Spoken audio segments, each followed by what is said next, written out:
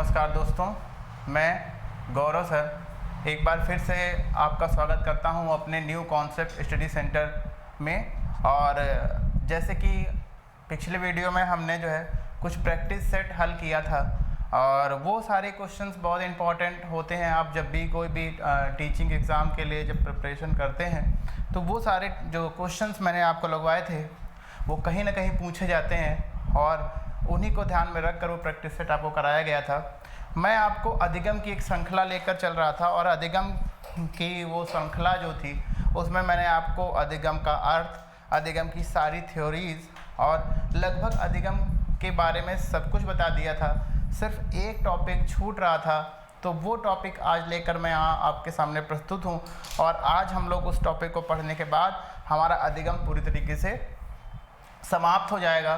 तो जो भी मेरे चैनल में नया है, मेरी प्लेलिस्ट में जाकर अधिगम के सारे सिद्धांतों को पढ़ सकता है, समझ सकता है, उनकी नोट्स बना सकता है और वो सारे जो सिद्धांत हैं वो उनको टीचिंग्स की फील्ड में जब भी वो जाएंगे वो मदद करेंगे।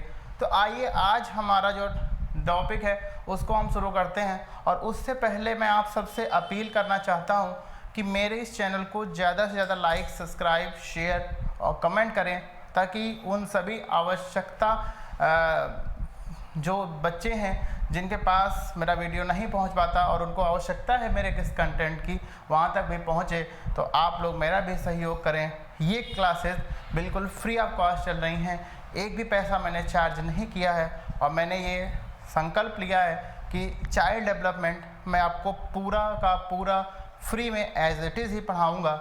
तो अभी तक अधिगम की श्रृंखला चल रही थी। अधिगम में एक जो लास्ट टॉपिक है वो बचा हुआ है, उसको आज हम लोग डिस्कस करते हैं। उससे भी एक या दो क्वेश्चंस आपके टेट एग्ज़ाम में ज़रूर पूछे जाते हैं। तो आज का हमारा जो टॉपिक है वो है अधिगम के वक्र एवं पठार। अधिगम के वक्र एवं पठार क्या होते हैं, कितने प्रकार के होते हैं और ये कैसे डिनोट किए जाते हैं, इनके बारे में आज हम बात करेंगे। तो आइए पहले इसकी परिभाषा जान लें। देखिए, सीखने की मात्रा तथा समय या प्रयास के संबंध को चित्रांकित करने पर जो वक्र रेखा प्राप्त होती है उसे अधिगम वक्र रेखा कहते हैं।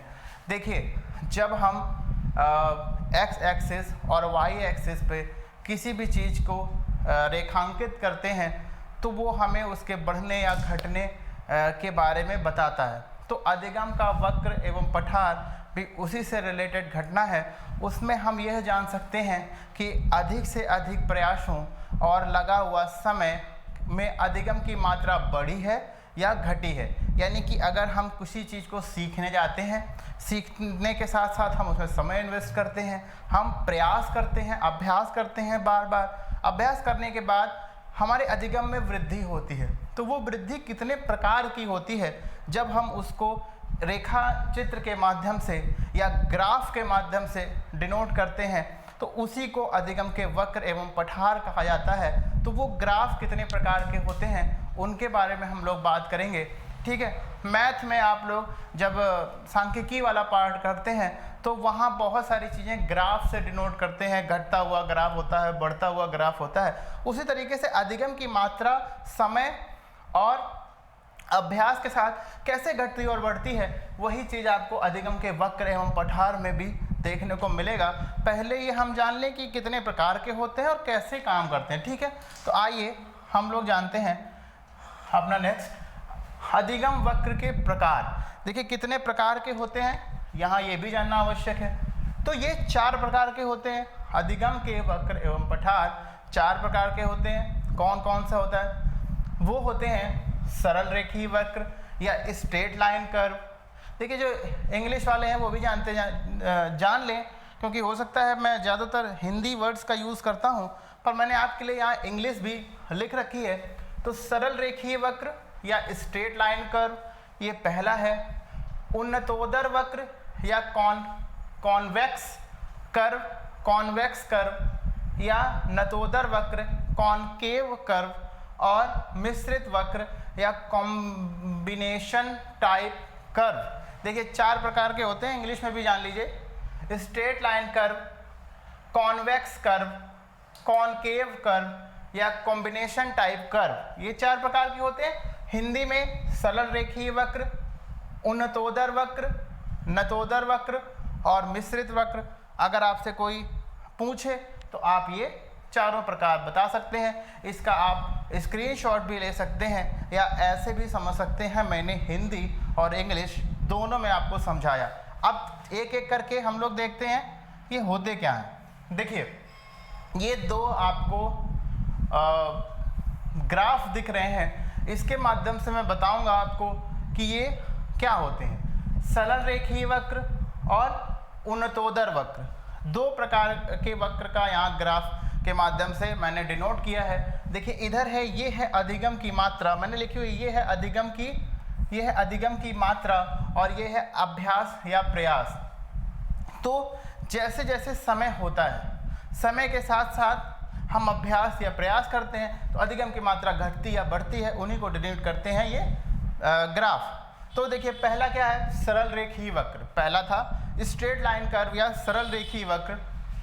तो उसमें क्या था, उसमें क्या है, उसमें सरल रेखीय वक्र में आप ये देख लीजिए, सरल रेखीय वक्र में इसमें सीधे सीधे लिखा हुआ कि अभ्यास या प्रयास के माध्यम से अधिगम की जो मात्रा है वो लगातार क्या हो रही है, बढ़ रही है ना।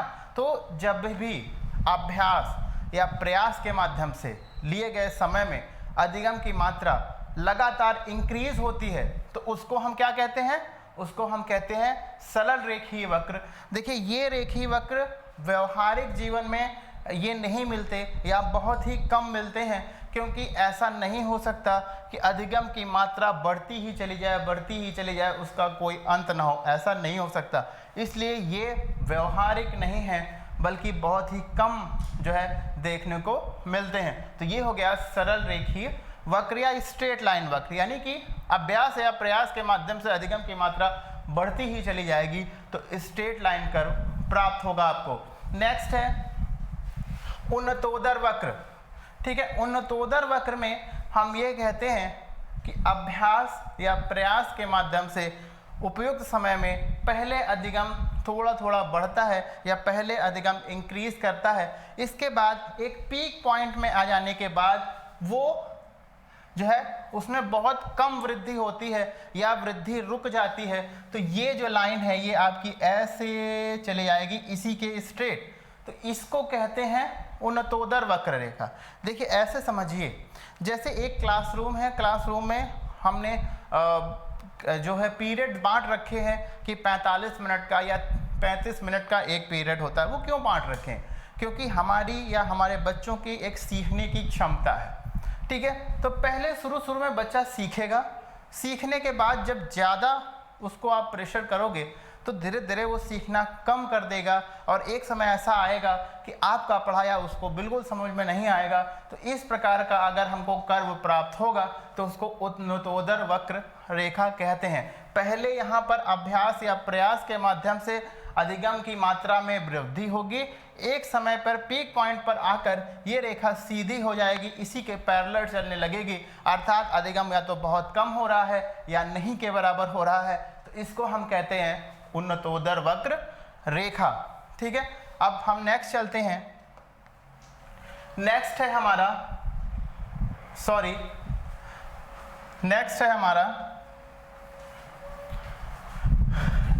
हमारा ये देखिए नतोदर वक्र।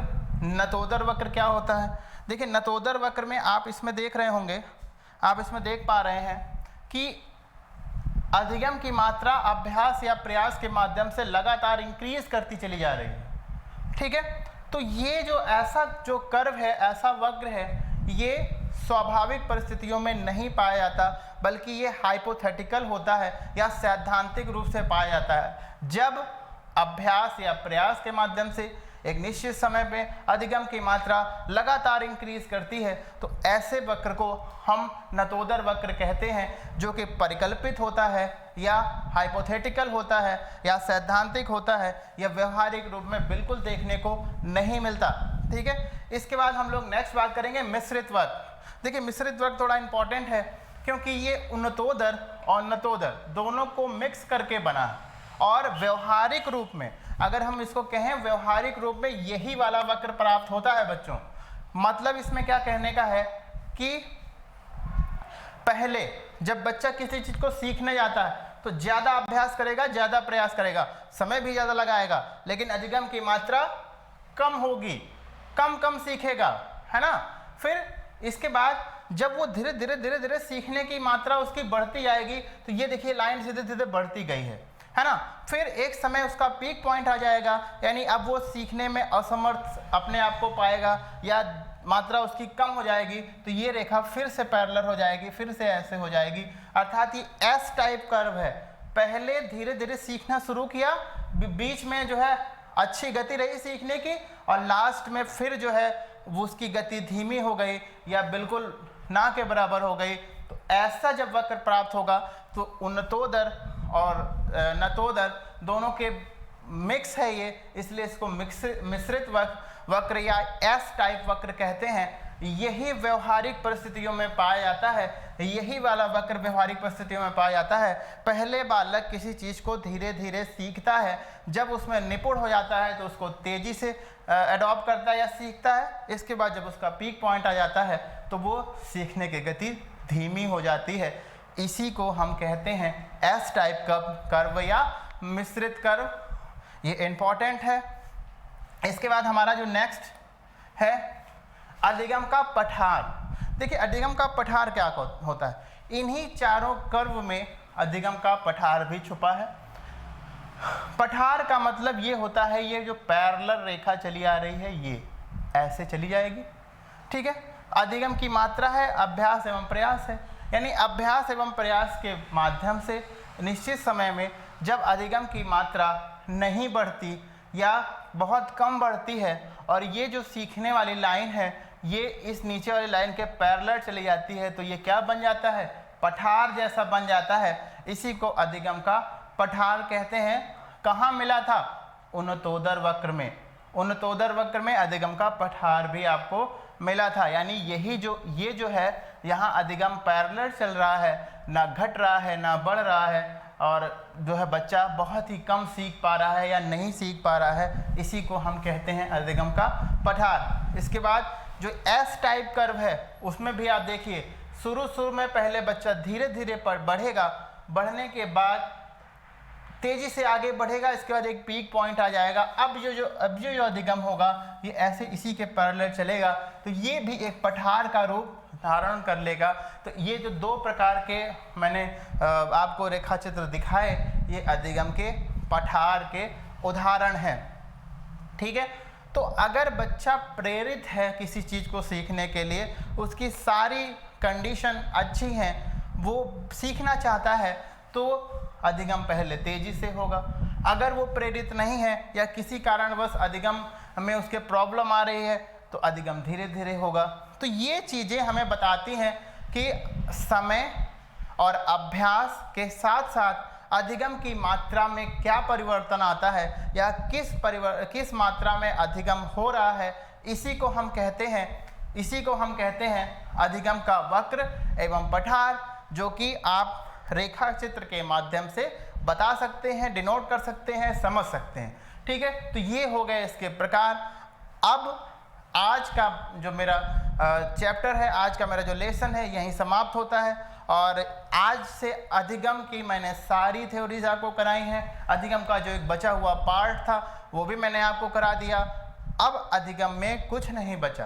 अगर फिर भी आपको लगता है कि अधिगम में सर ने कोई टॉपिक छोड़ दिया है, तो आप मुझे जो है मैसेज करके कमेंट के द्वारा बताएं, मैं आपके लिए वो थ्योरी लेके आऊँगा, और मुझे कमेंट के द्वारा बताएं कि मेरा ये वीडियो आपको कैसे लगा, और जो है इसको ज़्यादा से ज़्यादा लाइक, सब्सक्राइब, शेयर और कमेंट करें, ताकि मुझे भी मोटिवेशन मिले, मैं और अच्छी तरीके से आपको पढ़ाऊँ।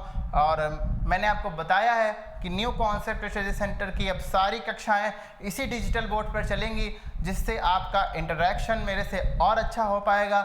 जल्दी से जल्दी हमारे चैनल को आगे बढ़ाने में मदद करिए, ताकि हम बहुत जल्द आपके लिए लाइव क्लास लेकर आ सकें। धन्यवाद। जय हिंद, जय भारत।